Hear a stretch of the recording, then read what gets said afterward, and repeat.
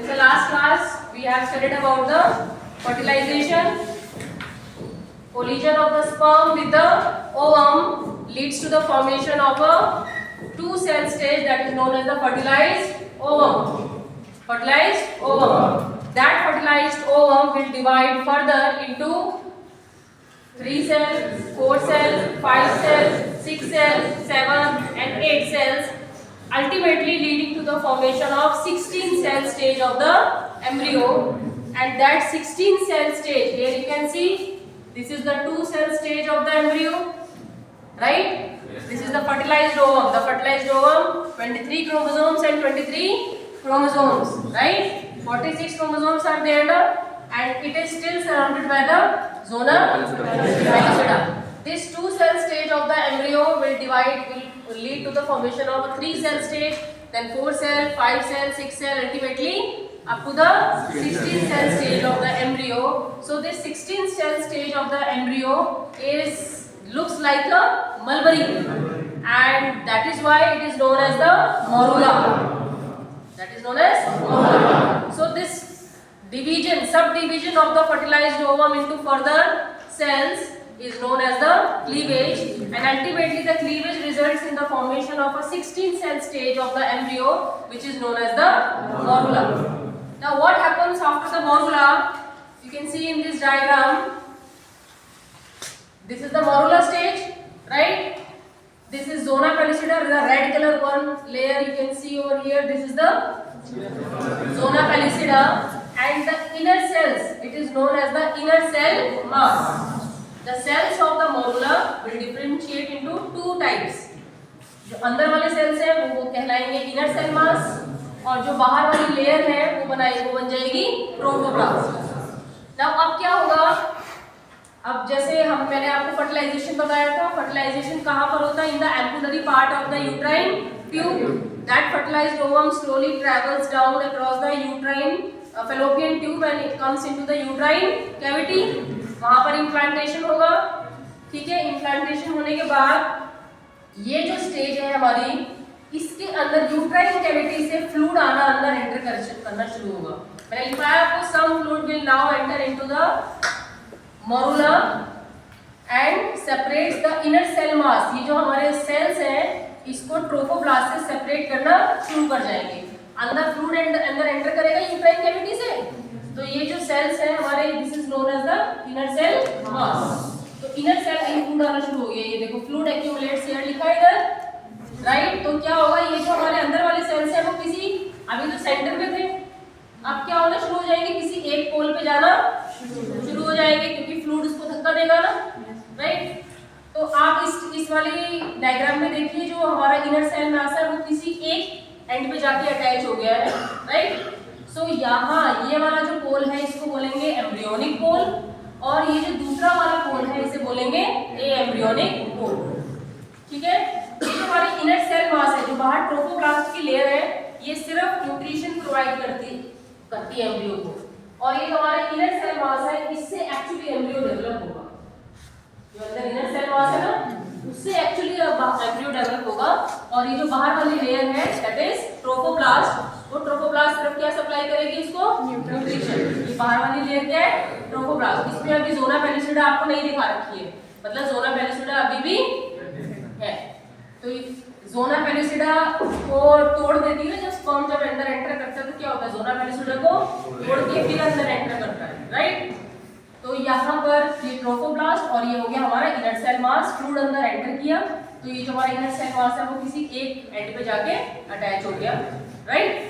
तो ये बोलेंगे एम्ब्रियोनिक पोल, और इसे बोलेंगे ए एम्ब्रियोनिक पोल. ट्रोफोप्लास्ट प्रोवाइड करता है nutrition to the embryo, and inner cell mass से एक्चुअली एम्ब्रियो डेवलप होगा, राइट? अब क्या होगा? अब आगे देखो, ये और बड़ी स्टेज आ गई, फ्लूइड अंदर एंटर किए जा रहा है, तो फ्लूइड जो है वो एंटर करने की वजह से अब ये स्टेज आपको अच्छे से समझ में आ रही होगी कि इसमें क्या हो गया? बिल्कुल एक पोल में जाके अटैच हो गया. तो ये जो स्ट्रक्चर बना हमारा, जिसमें जो इनर सेल मास है वो किसी एक एंड पे चला गया, ये बाहर है हमारी ट्रोफोप्लास्ट, और अंदर ये हमारी कैविटी है जिसके अंदर यूट्राइन फ्लूइड है. तो ये जो बनेगा इसे बोलेंगे ब्लास्टोसिस्ट. क्या बोलेंगे? Blastocyst. Because it is having the shape of a cyst, इसकी शेप कैसी है? सिस्ट के जैसी है, इसलिए इसको क्या बोलेंगे? ब्लास्टोसिस्ट या फिर ब्लास्टोसीस्ट। ठीक है, यहाँ तक सबको समझ आया? अब इसके बाद क्या होगा, हमने क्या पढ़ना है? Formation of the germ layers. 3 germ layers बनती है। ठीक है, अभी ये वाली स्टेज पे देखेंगे inner cell mass, it is attached to the one end, this is the blastocoel, this is the blastocoel, ये इनर सेल मास है। अब क्या होगा, जो इनर सेल मास है उसके जो ये वाले सेल्स हैं जो फ्री सरफेस को लाइन कर रहे हैं, ये वाले सेल्स, नीचे वाले सेल्स फ्लूइड की तरफ वाले, ये वाले सेल्स जो होंगे वो क्या हो जाएंगे? फ्लैटेड। इसी में से इनर सेल मास के कुछ सेल्स जो होंगे वो क्या हो जाएंगे? फ्लैटेड। आपको येलो कलर का पोर्शन दिखाई दे रहा है और ऊपर जो पिंक कलर के सेल्स हैं दिखाई दे रहे हैं। तो ये जो येलो कलर के सेल्स हैं ये क्या है? ये इनर सेल मास के कुछ सेल्स जो हो गए वो कैसे हो गए? फ्लैटेड, जो नीचे वाले सेल्स हैं। तो ये जो फ्लैटेड सेल्स है यही कहलाएगी हमारी first germ layer, that is known as endoderm. और ये जो ऊपर वाले सेल्स है, बाकी के जो सेल्स हैं ये कैसे हो जाएंगे? कॉलमनर। कॉलम का मतलब क्या होता है? लंबे लंबे कॉलमनर हो जाएंगे। और फिर ये हमारी सेकंड लेयर कहलाएगी, सेकंड जर्म लेयर कहलाएगी, दैट इज एक्टोडर्म। तो पहली जर्म लेयर बन गई एंडोडर्म और दूसरी बन गई एक्टोडर्म। अब जो तीसरी जर्म लेयर है दैट इज मीजोडर्म। वो थोड़ी सी कॉम्प्लिकेटेड है, वो इतनी आसानी से नहीं बनेगी, ये तो बहुत आसानी से बन गई। ये वाले सेल जो कि फ्लैटेड हो गए और बाकी के सेल्स कॉलमनर हो गए, इसे बोल दिया एंडोडर्म और उसे बोल दिया हमने एक्टोडर्म। ठीक है, अब क्या होगा कि इस ट्रोफोब्लास्ट से बाहर वाली क्या लेयर है? बाहर वाली लेयर क्या है? ट्रोफोब्लास्ट। ये ट्रोफोब्लास्टिक सेल्स जो हैं, अब आप देखोगे जो ब्लैक कलर की लेयर है ट्रोफोब्लास्ट और ये जो पिंक कलर के सेल्स है, इनके बीच में कोई स्पेस नहीं है। स्पेस है यहाँ पे, लेकिन आप इस डायग्राम में देखिए इसमें स्पेस अपीयर हो गया है। ये जो पिंक कलर के सेल्स है इस ब्लैक कलर की लाइन से बीच में ग्रीनिश लेयर आ गई है ना। तो क्या हुआ इसमें? यहाँ पे क्या लिखा है? These are the amniogenic cells. So these amniogenic cells they are derived from, कहाँ से आए? ये कहीं से उड़ के तो नहीं आए होंगे। कहाँ से आए? ये जो ट्रोफोब्लास्ट है इससे डिराइव होते हैं। So this trophoblast will give rise to the amniogenic cells। और ये जो amniogenic cells है ये जो amniogenic cells है और ये जो हमारे columnar cells थे that is ectoderm, इनके बीच में एक space create हो गया, इसे हम बोलेंगे amniotic cavity। क्या बोलेंगे? amniotic cavity। अब अगली स्टेज में क्या हुआ? ये बन गई amniotic cavity। ठीक है, ये जो हमारे flattened cells थे जिसको हमने क्या बोला था? एंडोडर्म। ये जो एंडोडर्म है, अब इसकी जो फ्लैटेड सेल्स है वो बाकी की पूरी ब्लास्टोसिस्टिक जो कैविटी है ना उसमें भी फैल जाएंगे और इसकी वजह से एक यहाँ पर भी एक सैक बन गया, कैविटी बन गई, इसको बोलेंगे हम primary yolk sac. So above there is the amniotic sac और filled with the amniotic fluid या amniotic cavity, देन नीचे क्या बनेगा? Primary yolk sac. Primary yolk sac is lined by the flattened cells of the endoderm simply, and the amniotic cavity is lined by the amniogenic cells above and the ectoderm below, right? ठीक है, now at this stage अब क्या होगा हमारा? अभी ये जो बीच वाला पोर्शन है ना ये हो गया हमारा एंडोडर्म और ये हो गया हमारा एक्टोडर्म। अभी जो हमारा एम्ब्रियो है वो दो लेयर वाली डिस्क की फॉर्म में है।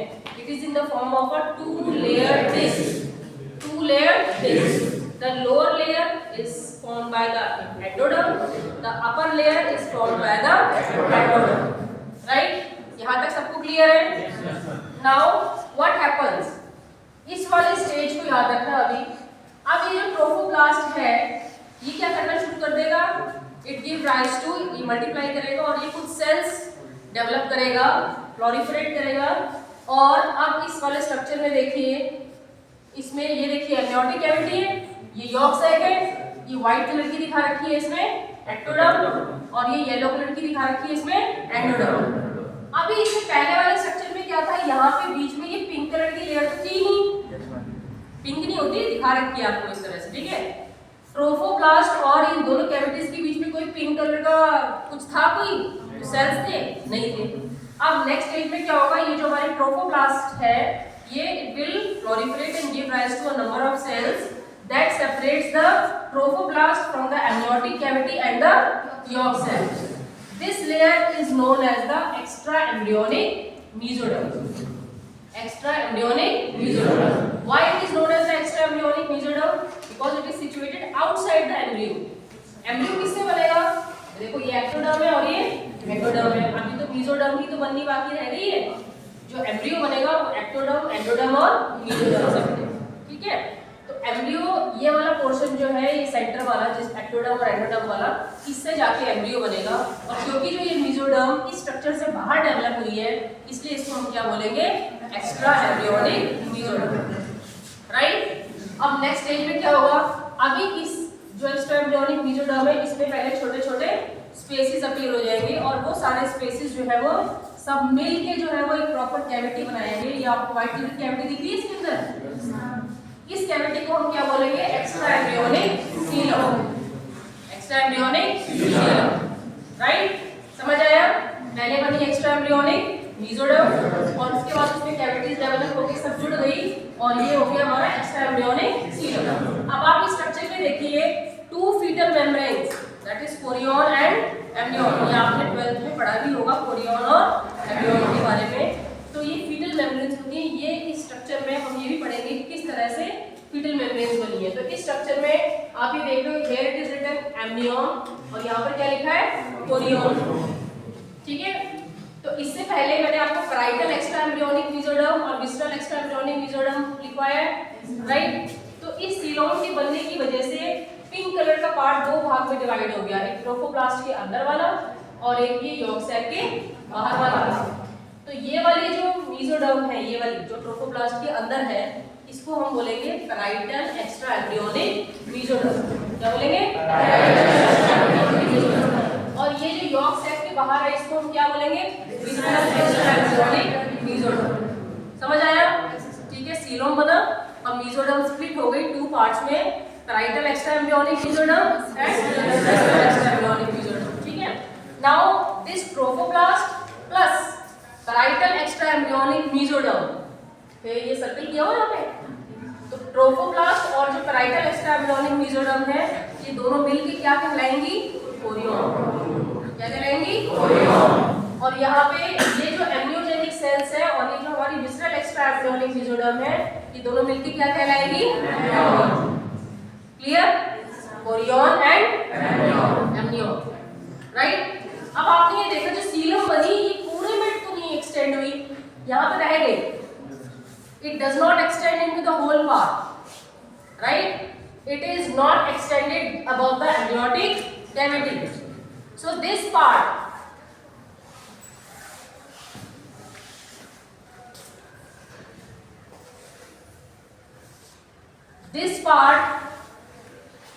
where the extra embryonic coelom does not extend, so this unsplit part of the extra embryonic mesoderm is known as the connecting stalk. इसको याद रखना है, आगे वाली क्लास में हम अम्बिलिकल कॉर्ड पढ़ेंगे। तो अम्बिलिकल कॉर्ड का निर्माण जो है, प्लेसेंटा का निर्माण यही जो कनेक्टिंग स्टॉक है वहीं से होता है। ठीक है? So this is the connecting stalk, the unsplit part of the extra embryonic mesoderm. Right? ठीक है? तो ये स्ट्रक्चर हो गया हमारा। नाउ इसी अगर यहाँ पर सीलम आ जाती तो ये पूरा स्ट्रक्चर क्या होता है? स्ट्रोफोब्लास्ट से अलग हो जाता। यहाँ पर एक्सटेंड नहीं हुई, इसीलिए ये जो पूरा स्ट्रक्चर है वो इससे क्या है? सस्पेंडेड हो रखा है trophoblast. Right? Now at this stage, now you can see the embryo is in the form of a two layer disc, the ectoderm, the endoderm. इसके एक्टोडर्म के ऊपर एम्नियोटिक कैविटी, एंडोडर्म के नीचे primary yolk cell. Now what happens, अब इसके बाद क्या होगा? हमारा नेक्स्ट पॉइंट,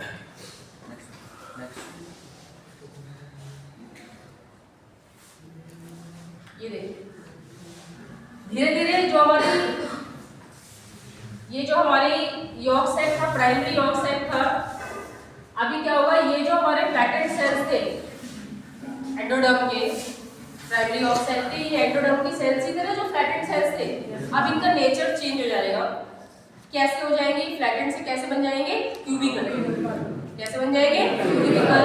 और ये यॉर्क सेल जो है वो थोड़ा छोटा भी हो जाएगा और उसको अब हम बोलेंगे सेकेंडरी यॉर्क सेल। क्या बोलेंगे? एम्ब्रियो ने डेवलप किससे होना है? इस वाले पोर्शन सिर्फ दो लेयर बनी है, एक्टोडर्म और एंडोडर्म। जो एम्नियोटिक कैविटी और यॉर्क सैक है वो एम्ब्रियो थोड़ी ना बनाते हैं, वो तो सिर्फ क्या होते हैं, न्यूट्रिशन के लिए, एम्ब्रियो की न्यूट्रिशन के लिए। सिर्फ इन दोनों लेयर से और बीच में अब थर्ड लेयर बनेगी, दैट इज मेसोडर्म। उससे जो है वो पूरा एम्ब्रियो डेवलप होगा, लेकिन अभी तक थर्ड जर्म लेयर बनी नहीं है, एक्टोडर्म और एंडोडर्म ही बनी है। So it is in the form of a two layer disc. अब हम नेक्स्ट स्लाइड पे चलेंगे। ये वाला आप स्टेज देखिए, सिर्फ अभी हम इसके एंडोडर्म, एक्टोडर्म और एंडोडर्म वाले पोर्शन को देखेंगे। ऊपर है एक्टोडर्म और नीचे है एंडोडर्म। एंडोडर्म जो है वो नीचे किससे बनी हुई है, क्यूबिकल सेल से, और ऊपर जो एक्टोडर्म है वो किससे बनी हुई है, कॉलमनर सेल से। लेकिन अभी एम्ब्रियो तो बन गया, लेकिन अभी एम्ब्रियो का हेड पार्ट कौन सा है, टेल एंड कौन सा है, ये तो डिटरमाइन नहीं हुआ, ठीक है। तो हेड एंड कौन सा है ये डिटरमाइन करने के लिए अब क्या होगा कि जो ये हमारे एंडोडर्म है, यहाँ पर आप देख रहे हो प्रोकॉर्डल प्लेट, प्रोकॉर्डल प्लेट। तो ये जो हमारी एंडोडर्म थी जिसके सेल्स कैसे थे, क्यूबिकल, उसमें से किसी एक एंड पे, किसी भी डिस्क है ना ये, तो उसके किसी एक एंड पे जो सेल्स हो जाएंगे वो कैसे हो जाएंगे, कॉलमनर। और जिस जगह पर सेल्स जो है वो कॉलमनर स्टार्ट होंगे वही कहलाएगा हमारा, वो कहलाएगा हमारा प्रोकॉर्डल प्लेट। और जिस जगह प्रोकॉर्डल प्लेट डेवलप होगी वही कहलाएगी हमारी एम्ब्रियो का हेड एंड। क्या कहलाएगा, हेड एंड। अब डिटरमाइन हो गया हेड एंड, तो जहां पर प्रोकॉर्डल प्लेट डेवलप होगा वही कहलाएगा हमारा head end of the embryo. समझ आया। जो क्यूबिकल सेल्स थे एंडोडर्म के, उसमें किसी एक एंड पे सेल्स कैसे होने शुरू हो जाएंगे, कॉलमनर। और जहां पर कॉलमनर शुरू हो जाएंगे उस एरिया को हम बोलेंगे प्रोकॉर्डल प्लेट, और जहां प्रोकॉर्डल प्लेट बनेगी वही कहलाएगा उसका हेड एंड। तो अगर ये सपोज यहाँ पर डेवलप हुए तो ये हेड एंड है, तो भाई वो क्या कहलाएगा, टेल एंड कहलाएगा, ठीक है। अब नेक्स्ट में देखिएंगे इसमें क्या हुआ, देखिए ये प्रोकॉर्डल प्लेट थी, मतलब ये हेड एंड था, और वो क्या था, टेल एंड। तो अब क्या हो रहा है, एंडोडर्म में चेंजेस हो रहा है, तो एक्टोडर्म भी कहेगी भाई मेरे अंदर भी चेंजेस आने चाहिए। तो यहाँ पर क्या होगा, जो एंडोडर्म है टेल एंड पे, हेड एंड पे नहीं, जहाँ प्रोकॉर्डल प्लेट बनी है उसके अपोजिट साइड पे एक्टोडर्म के अंदर चेंजेस आएंगे, वहां के सेल्स क्या होने शुरू हो जाएंगे, मल्टीप्लाई, प्लॉरिफरेट करना शुरू कर जाएंगे। और प्लॉरिफरेट करेंगे तो हीप फॉर्म में इकट्ठे हो जाएंगे। अभी तो एक एक मल्टीप्लाई कर रहे हैं, अगर एक डेस्क पे बहुत सारे बच्चे बिठा दिए जाए तो कैसे लगेंगे, बाहर दिखाई देगा ना। तो यहाँ पर भी जो एक्टोडर्म की सेल्स थे वो मल्टीप्लाई करना शुरू हुए, और इस मल्टीप्लाई होने की वजह से, प्लॉरिफरेट करने की वजह से ये जो हीप बना, इसको हम बोलेंगे primitive streak. Here it is written primitive streak, ठीक है, समझ आया। अब क्या धीरे धीरे क्या हो रहा है, डेवलपमेंट तो 9 मंथ का होता है ना, तो अगर एम्ब्रियोनिक डिस्क छोटी थी वो धीरे धीरे क्या होगी, बड़ी भी होगी। डेस्क जो था वो छोटा था, अगर हम एक डेस्क और बड़ा कर दें तो क्या होगा, बच्चे फैल जाएंगे ना। सिमिलरली यहाँ पर भी अभी जगह छोटी है, लेकिन जैसे जैसे एम्ब्रियोनिक डिस्क जो है वो बड़ी होगी, एम्ब्रियोनिक डिस्क छोटी थी अब धीरे धीरे क्या हो रही है, बड़ी होगी।